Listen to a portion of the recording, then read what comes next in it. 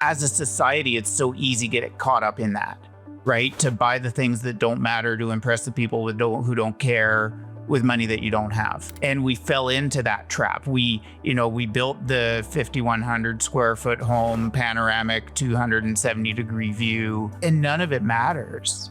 None of it's important. If you think of how much we could have done to help other people with the revenue that we spent building that home, that's where things really took a shift for me. The world is full of abundance. The challenge is that it is not equally distributed. And, I think of my mission really for, the balance of my days is to go, how do I help level the playing field?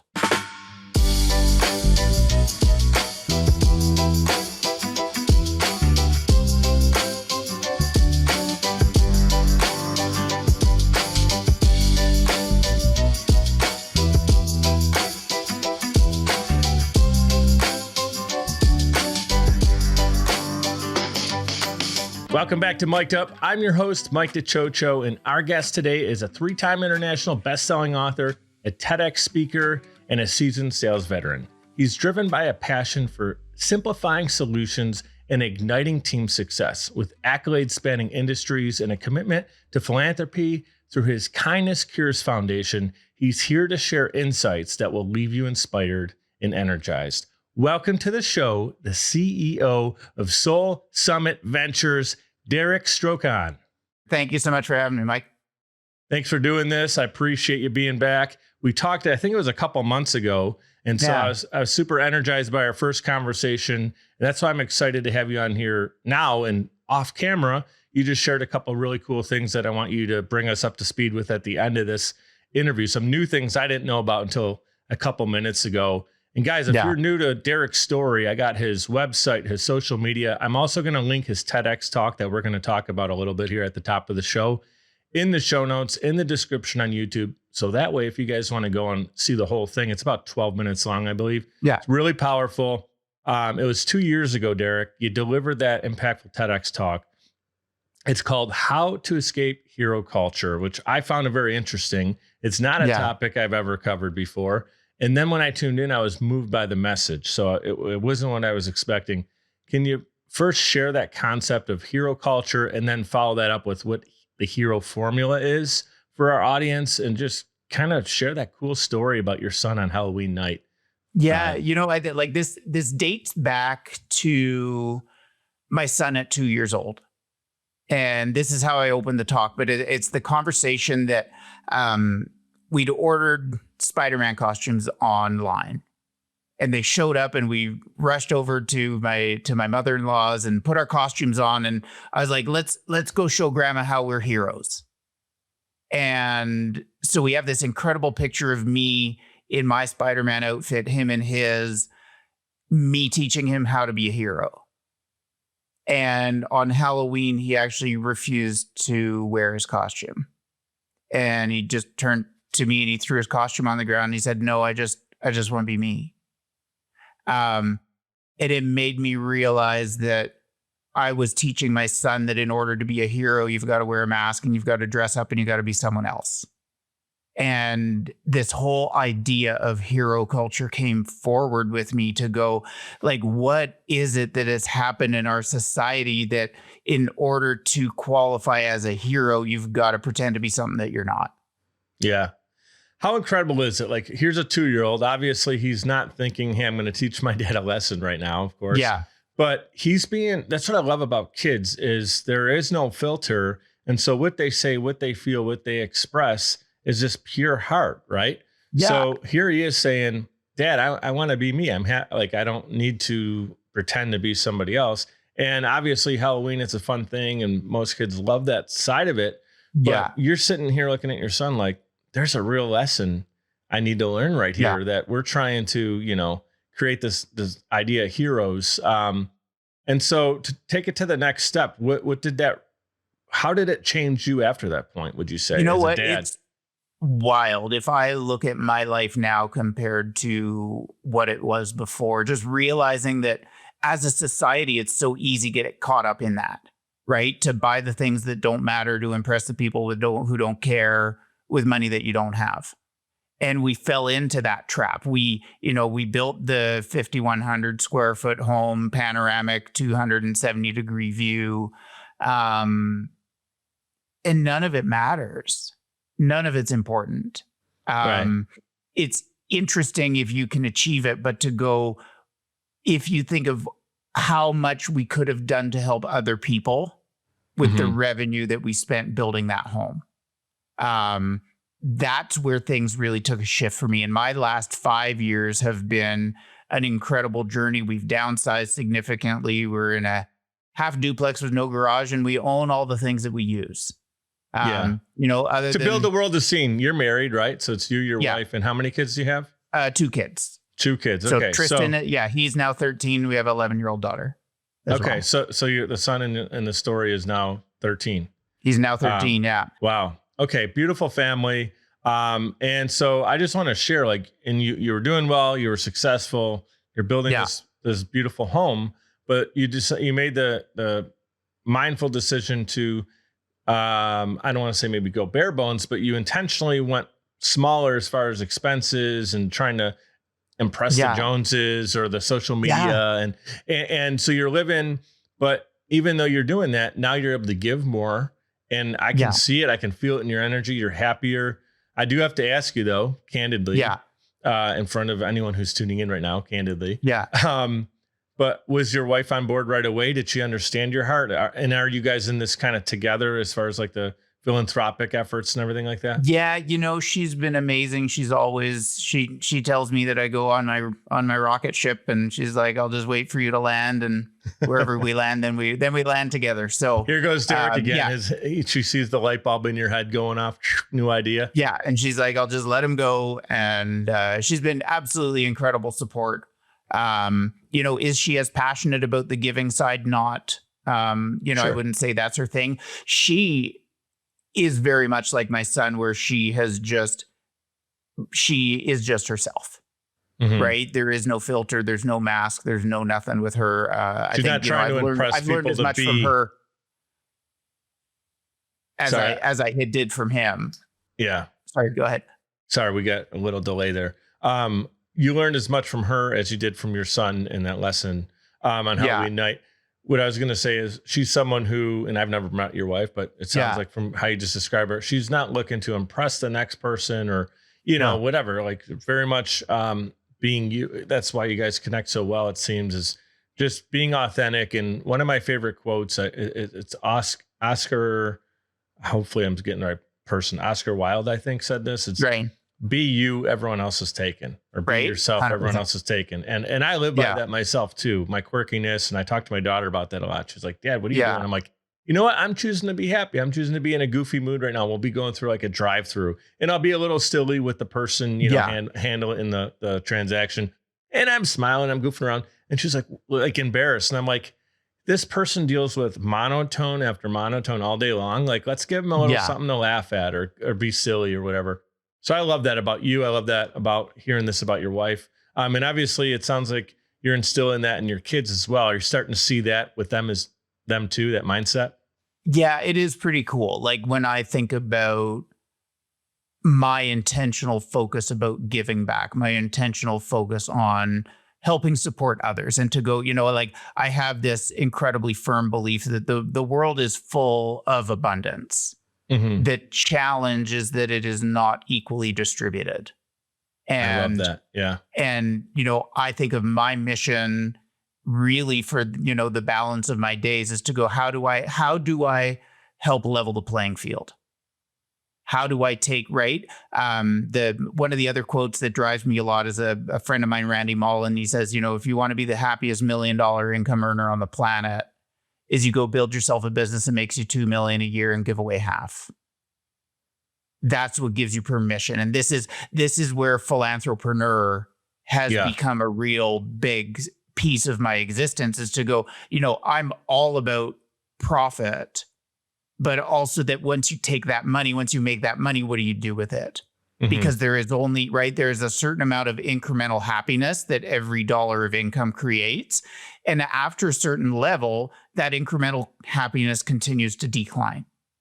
And I think of celebrities, you think of, there's recent things of the news of, celebrities, they're always spotted. They're always on camera.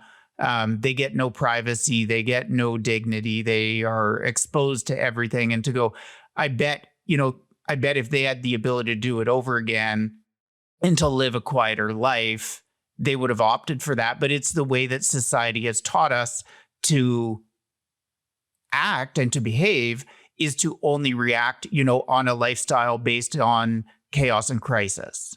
Yeah. And I think, my focus is to how do we draw ourselves to a life of calm? How do we bring ourselves to an understanding of contentment?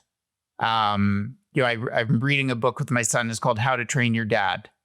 And in there, it's father and son, and they live in a trailer, and they've got, electricity, but it's a crummy little trailer, and they take care of the pigs for this rich farmer. And the dad always says, reminds his son how rich they are. And the son, compared to other people in society, they are a very, unwealthy, very poor, destitute family. Right. But the dad says, he goes, we live better than the kings of old. He says, we have electricity and running water and plumbing. And in the 1800s, if you had that, you were the richest person in town. Right. The currency is happiness. The currency is time with our kids, being connected. Yeah. You see a lot of people, and look, I'm not saying this is just a general underlying statement, because that would be pompous, but there's a lot of wealthy people who are disconnected to their kids, or a family situation, or they're just driving deadlines all the time. And it's like, if they actually just sat with themselves and asked, like, what is my true fulfillment here? Is it just more things? There does become a moment where people, they kind of reinvent themselves and go in a direction like you did, where it's more leaning into that philanthropy or whatever it is, or helping out, or make $2, give one to something that means something to them. And, I want to make sure, that the message is really clear. You said it right there a minute ago. The world is full of abundance, but its distribution is unequal. So tell me, like, that's a huge realization. What inspired you to take on the mission of, like, leveling the playing field, and how do you actually see it evolving now? Yeah, it's interesting. I spent my corporate career. So I spent 16 years in corporate finance, in the insurance world, in the insurance planning, investment planning world. And I felt like I did a really good job to help others because, especially on the life insurance side, you're delivering a check to a family when they need it the most. You're making the difference between them, keeping their house or losing their home.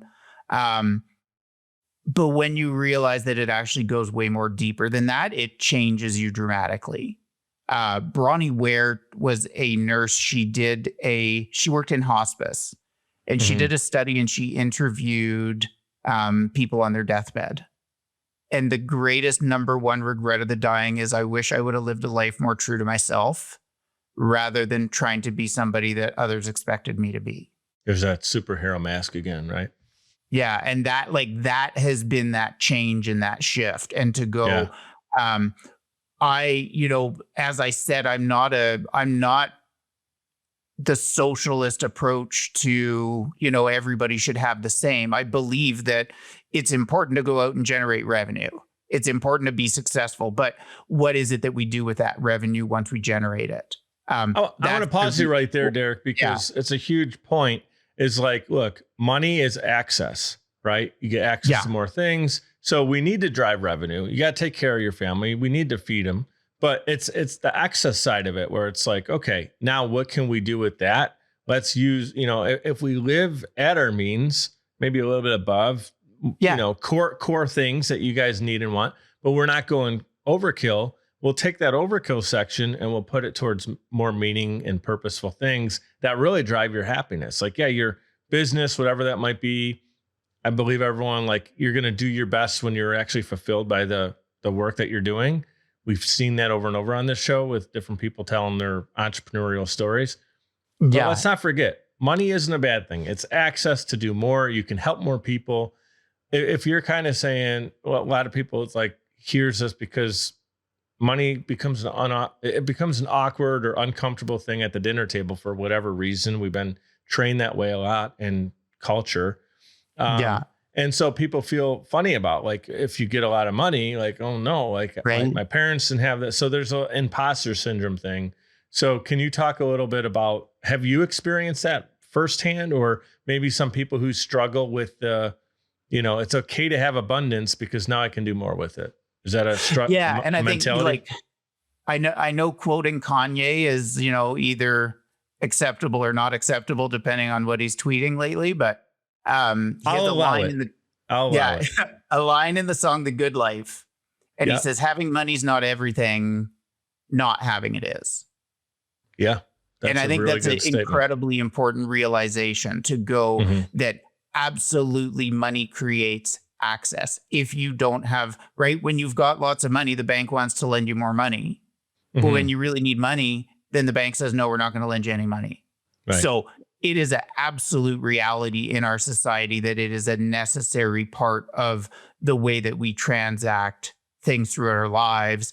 But it's understanding what it is that we do with it and what power do we have to create impact and help support others in our society. And I think, like I look at my career over the last 20 years, I've had some significant income swings. We've had days where we've made a ton. I've had times in my life, there was one example in my first book in Stop Stalling, Start Selling, where I had to borrow $1,000 from my in-laws to pay my mortgage. Those are hard days. Those are really, really difficult days when you go, I'm going to take care of your daughter and I'm going to create this life for her. And then you get into a point where you need to borrow money from your father-in-law That's a tough to pay one. your mortgage. We've been in that spot. And then we've also been on the flip side of that where, it's go buy a 14-person hot tub because it was really funny to do it. Right. And realizing though, those income swings come through, but the importance is to go, once you eclipse that level of living a standard of life that is acceptable to you, what do we do with the rest? What do we do with that margin? What do we do with the cream on the top? And the power lies in, it's a lot more exciting to do other good things with that money for other people rather than doing more things for yourself. Yes, this is where hero culture comes in, is that society and marketing teaches us that we have to have more, buy more, consume more. Something I'm reflecting on as you're saying that, and I'm just thinking about all the multiple guests on this show who've had crash and burn moments, or being at that, kitchen table where they got to ask their in-laws for money, or, Mike Michalowicz, who his daughter went after he was at the dinner table, noticeably upset. And he didn't have money for the family for that next week. Right. And his daughter ran up to her bedroom and cracked open her piggy bank, came back with with change, and be like, Dad, here, take this. Like, she was giving her a little bit of savings to her dad to say, oh, we're going to be okay. And that was his moment. That was his moment. That was his, your 2-year-old son at the time, the Halloween story. That was his pivotal moment. And what I want to get at right here, why I'm sharing that is, it gives you perspective though. When you're in those moments, everyone I've met who've been in moments like that, when they are doing better, they have higher gratitude, more focus, more desire to never feel that pain again. Where when you see athletes who are 18 years old, they're in the NFL at 21, and by 25, they have a career-ending injury, and by 26, they're broke because they spent all their money and they lived in this above their means mentality, and then no new contract happened and whatever. And many of them struggle because, we don't know the background of that person in that story, but it happens that they were living a life without feeling, okay, let's live at our means and enjoy things when we want, and do more amazing things with the income that we do have. So I just that's great perspective, but definitely those who've gone through it. Something I just covered on my latest episode. There's a gentleman who made a bad decision, Chuck Kuda. Shout out to Chuck, awesome guy. Made a bad decision. I don't exactly remember what it was, but I think it had to do with gambling. Something ends up putting him behind bars for 5 months. Right. He didn't realize that what he did was going to do this, so he owned up to it. He didn't throw any of his friends under the bus that he could have to whatever, make it a lesser situation. But when he was on that ground level, it was during Thanksgiving. It was Thanksgiving. He was in jail, and he was just reflecting on his entire life and every decision he made that put him there. And after that, the guy has built this incredible wealth, hundreds of millions of dollars of real estate wealth and all kinds of crazy stuff.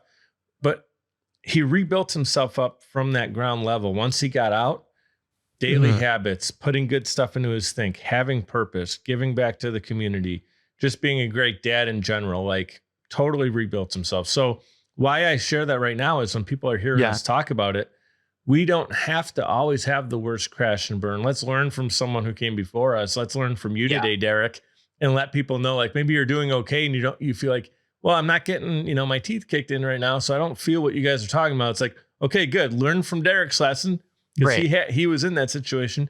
And now I want to share something cool. We're talking about money. You've built community funds in over a dozen cities over the years. Yeah. What challenges would you say you faced doing that? And like, what's been the most rewarding part of that process? Community funds. Yeah. It's mistaking inability for unfamiliarity. Is that we think about, I would love to do this, but I knew nothing about community funds. I knew nothing about donor advised funds. I knew nothing about how to set this kind of stuff up. And we run into this time and time and time again in our lives where we make this excuse to go, well, I don't know how to do it, so I'm not going to do it.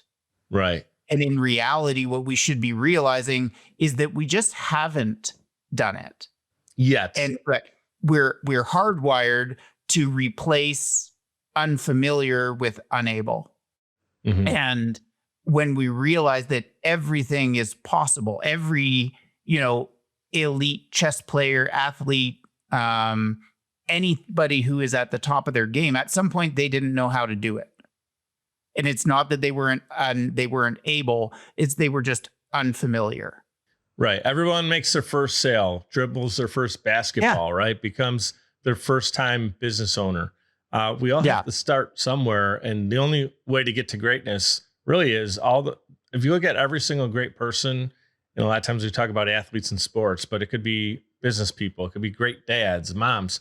The one thing they all characteristically have in common is they never gave up. They kept learning, growing, learning from mistakes, learning from wins. Keep going. You just keep on going.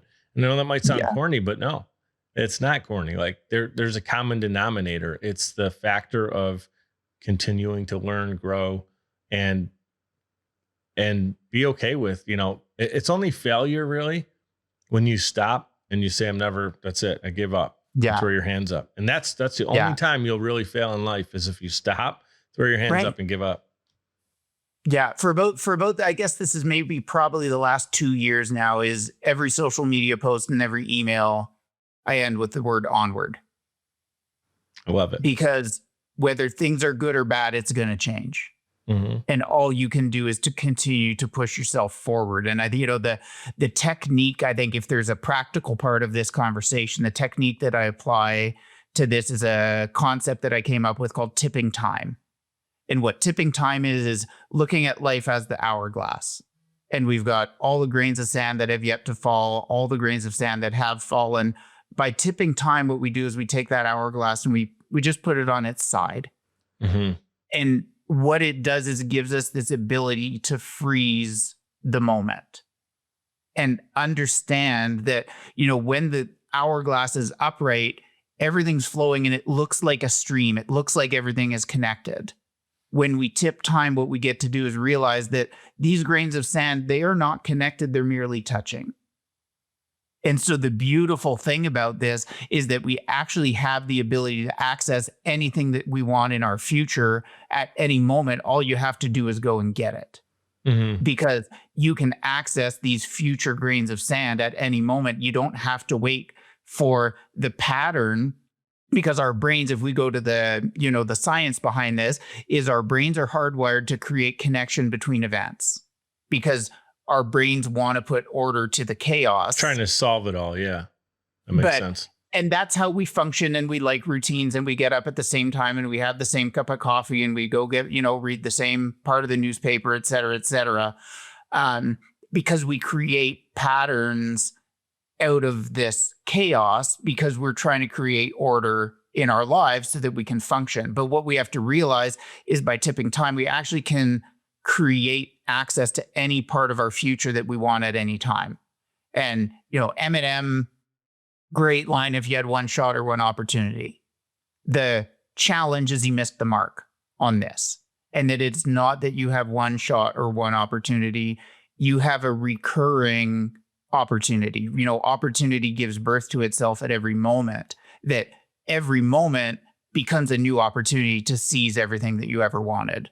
You're not going to let it slip, because if you let it slip, we'll just go try again and onward and carry on forward with this. And I think if there's a realization and a shift that has happened that has allowed me to start 3 companies, to write 3 books. I've got my 4th one coming out. Hopefully by February, we should be launched for that.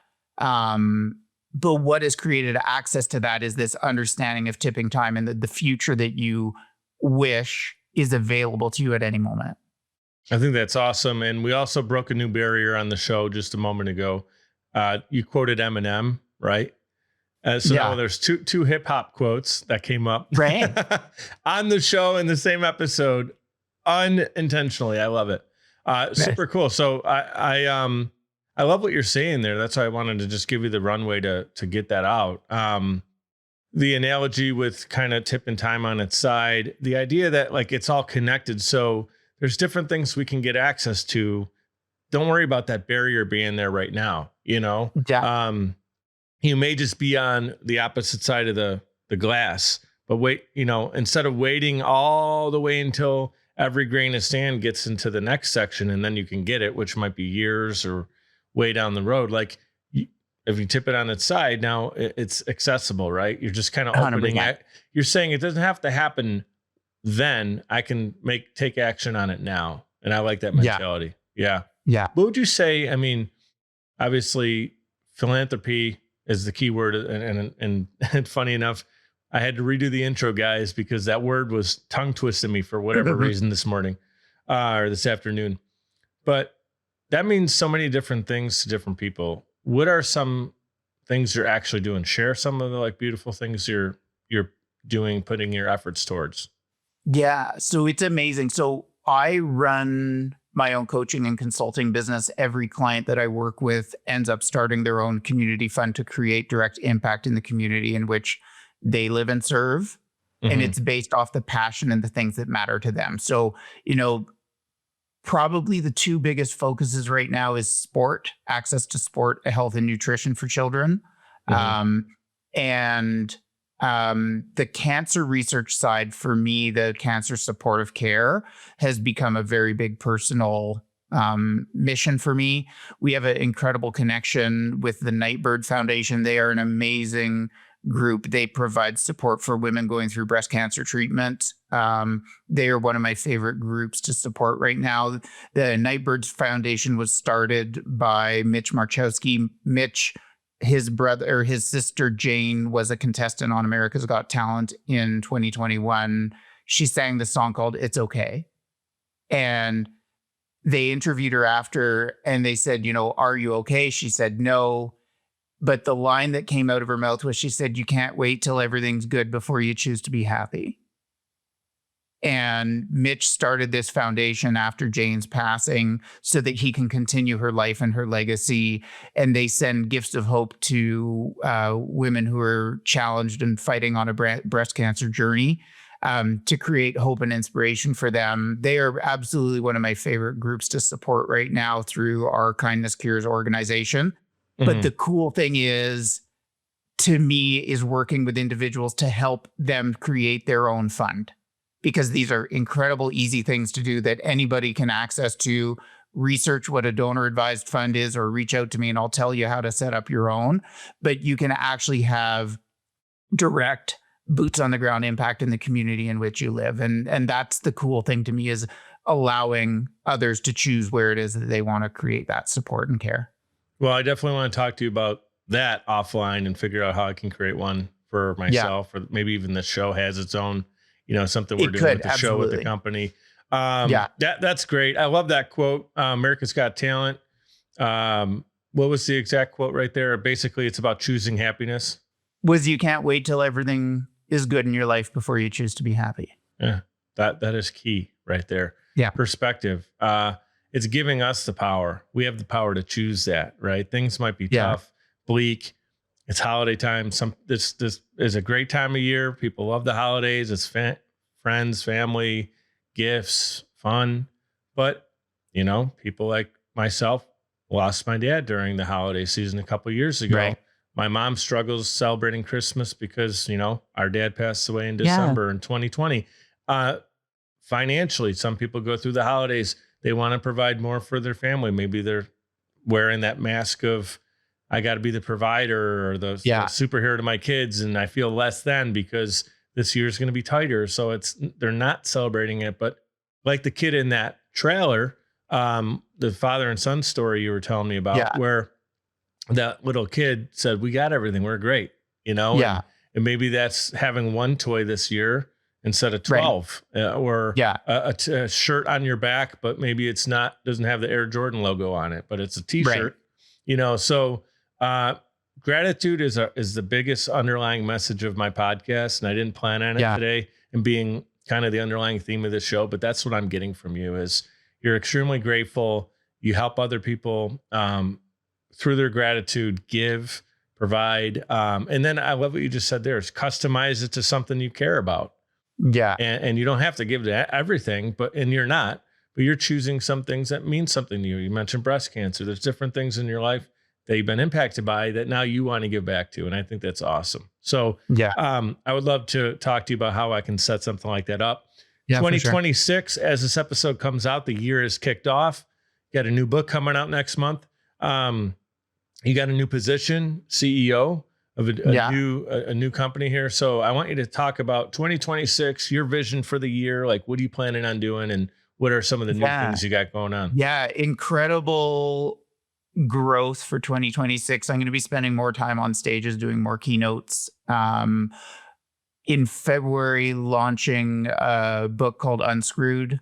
Our subtitle is Standing Up in a World That Tells You to Sit Down. I'm co-authoring that with Trunis Goggins II. He is an amazing, amazing man, just, full of heart, full of care, full of passion. So this is the first book that I've co-authored. This is going to be very exciting.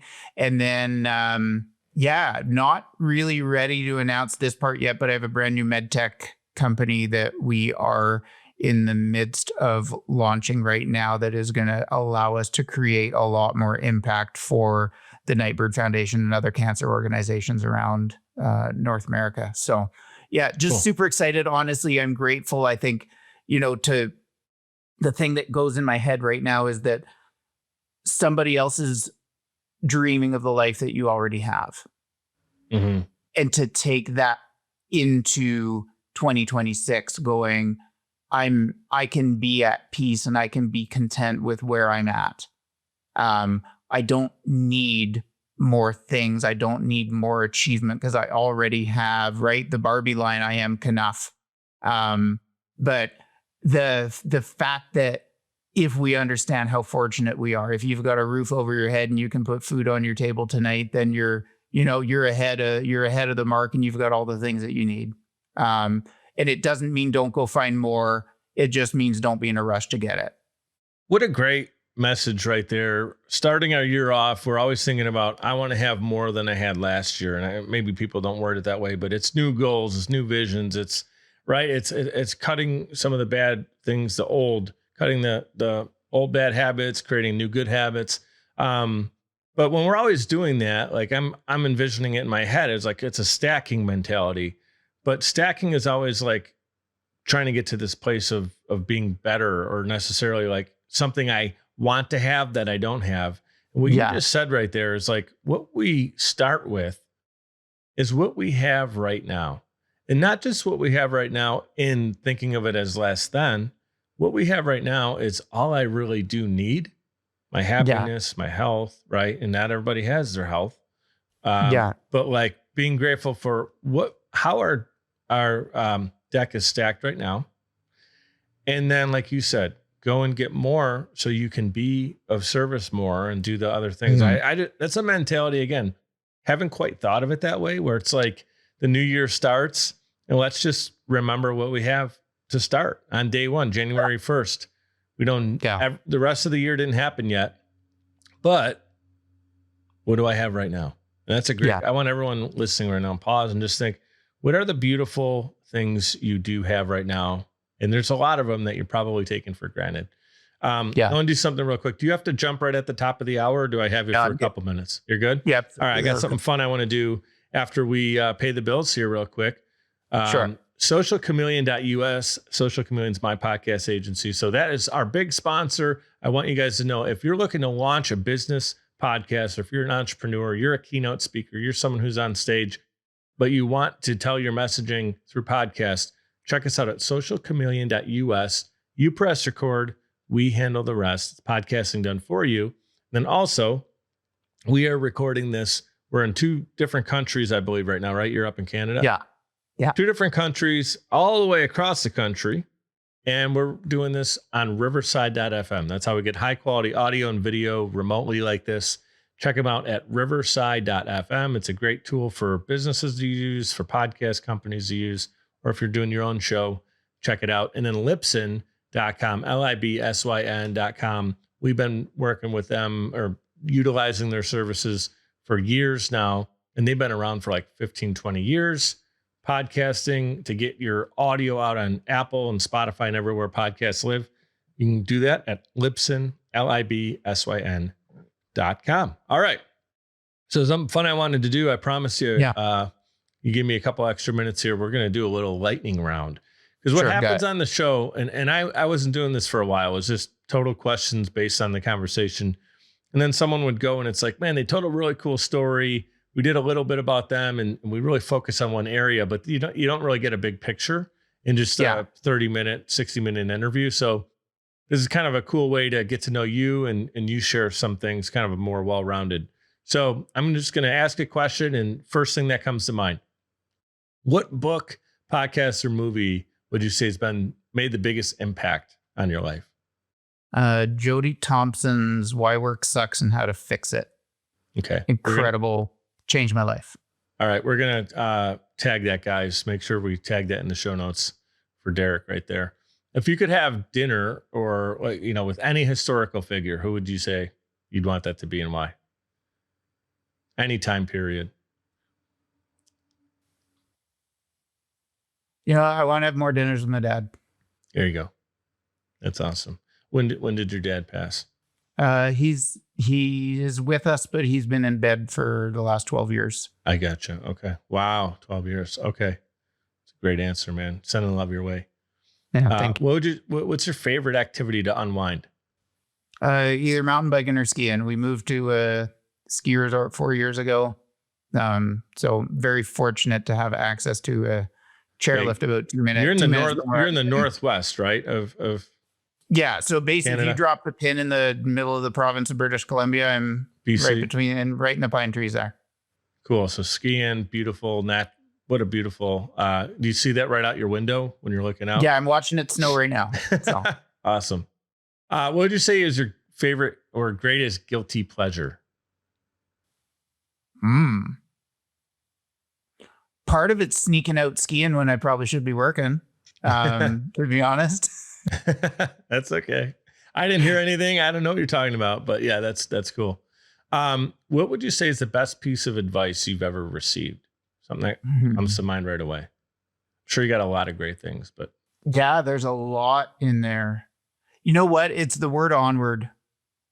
Howard Schultz wrote that book. It was the story of Starbucks and how he gained back control over that organization. But that word has just created so much power for me. Just keep moving. Just keep moving forward. Keep going. All right. If you can double down, you can choose either or here and then share why. Sure. Double down on a decision from your past or change something from your past. What are you choosing to do? Yeah, I wouldn't change it. I wouldn't be where I am without going through the experiences that I did, whether they were good or bad. But is there a moment or something that you're like, if I can go back, I'd do that again? Or if I can go back to that specific thing, what would you change? Is there a moment that pops up? Would have wanted to meet my wife earlier. Okay, cool. gotta be careful though. It's like Back to the Future, because if you Right? change something there, then it could change everything else. Now everything alters, and now all of a sudden you're not the same Right? person. But that's cool. That's a great answer. A lot of brownie points for the wife on this one, which is good. Yeah. I'm going to send this to her. Yeah, which I think she deserves. Would you say is a hidden talent, maybe a skill, something that people that know you maybe may not know about you? Ooh, something fun. If you've watched White Chicks with the Wayans brothers, I'm in that movie, and I'm in a lot of episodes. I'm in a lot of episodes of Smallville. Okay. But, tell me more about that. How long have you been acting, and how do you get involved? It was great. How do you get casted? It was a great thing that I did in my early 20s, and I thought I wanted to be a famous actor, and I'm sure glad I'm not. Okay.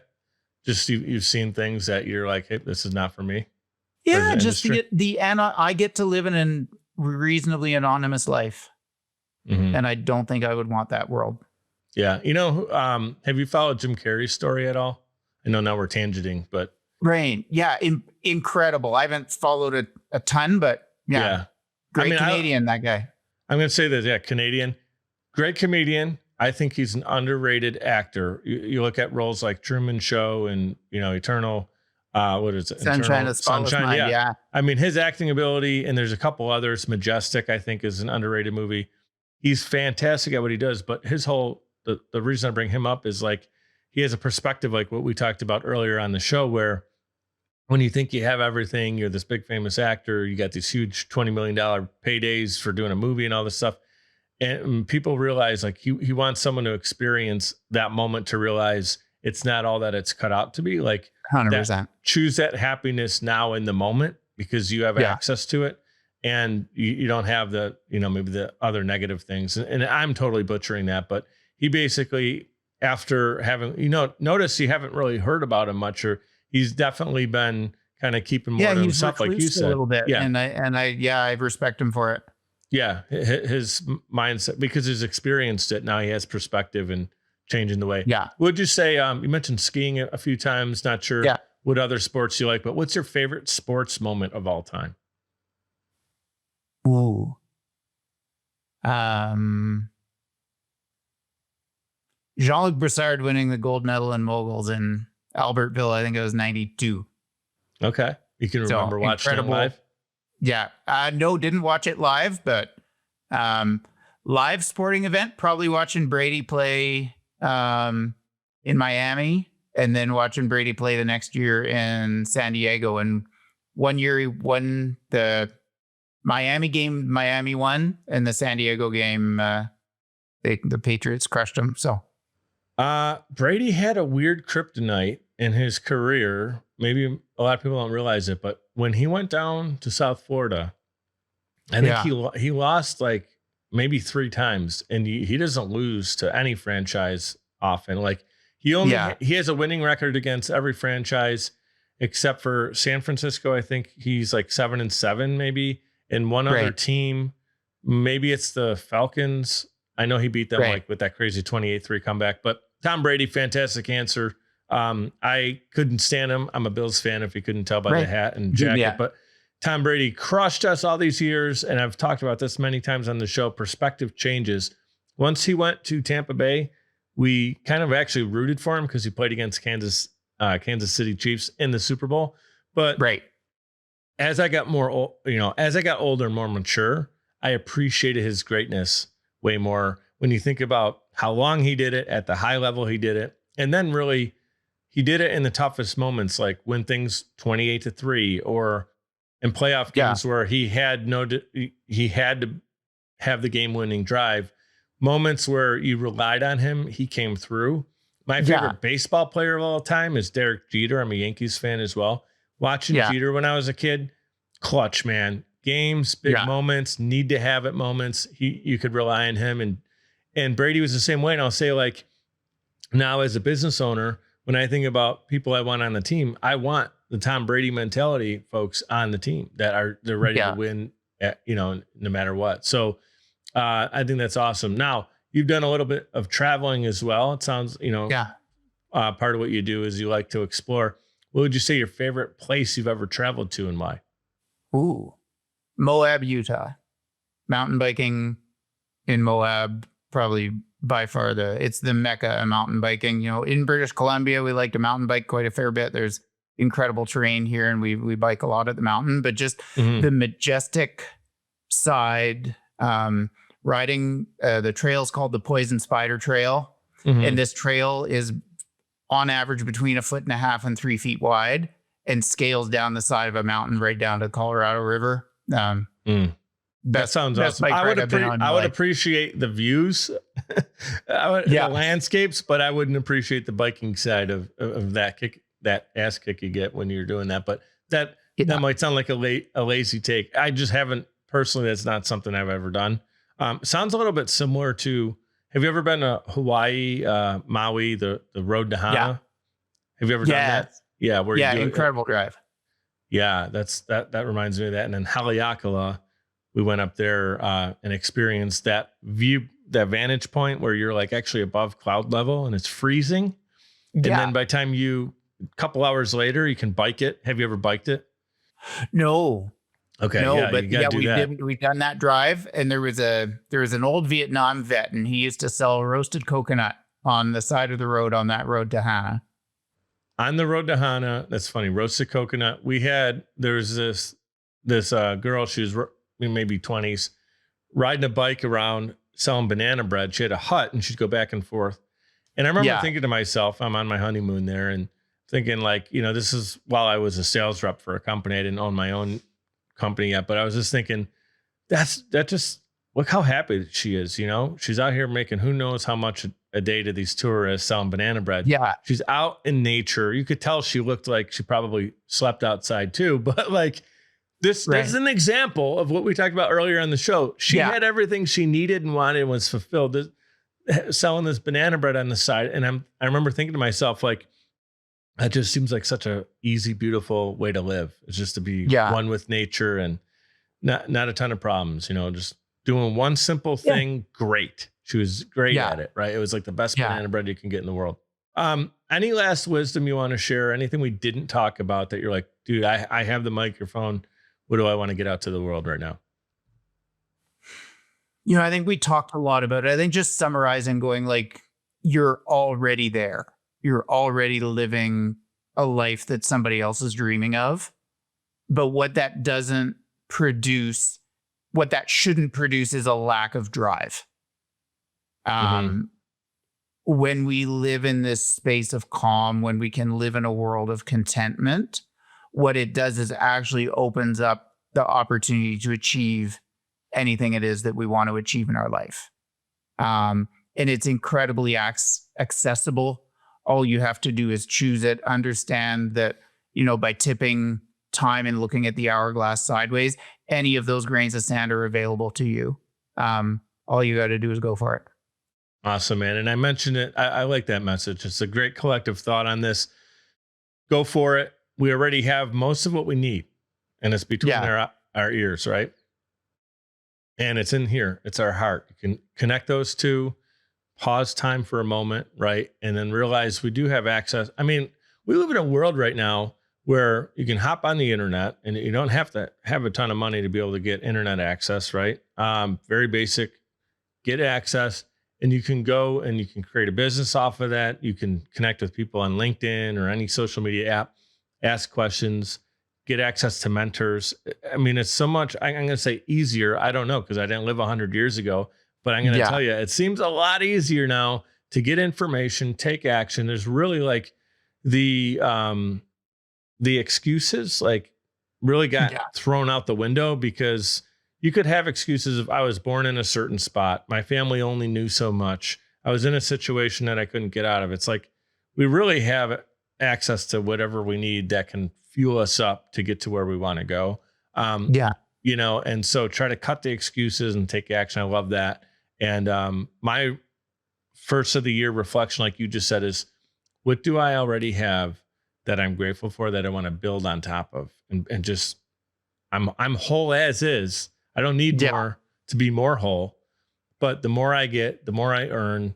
Every dollar the company makes is a great thing, because every $2 we make, we can do something with another dollar, or whatever profit is. Half of it can go to a great cause. And let's talk about how I can do that too and get involved. Yeah, would love to help you with that.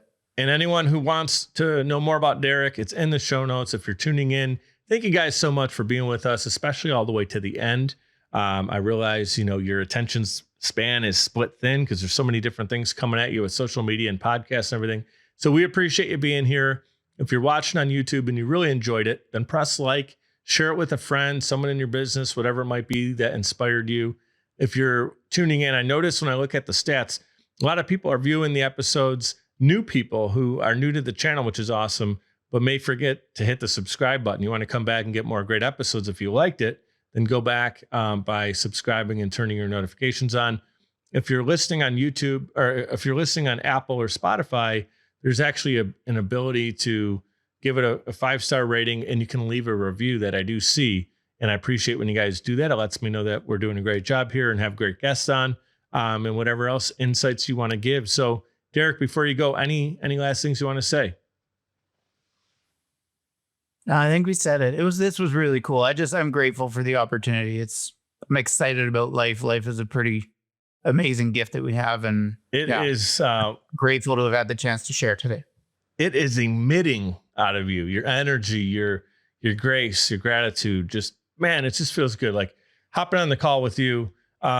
This is my favorite part of the day. I'm going to do another solo episode today for the holidays, which I'm excited about. But talking to you today gave me a lot of energy. So appreciate you pouring into me today, pouring into the audience. I like to end every episode with this. Be great and be grateful, as I mentioned. God bless. And guys, have a great year. Derek, thank you so much for being on the show. Awesome. Thanks, Mike.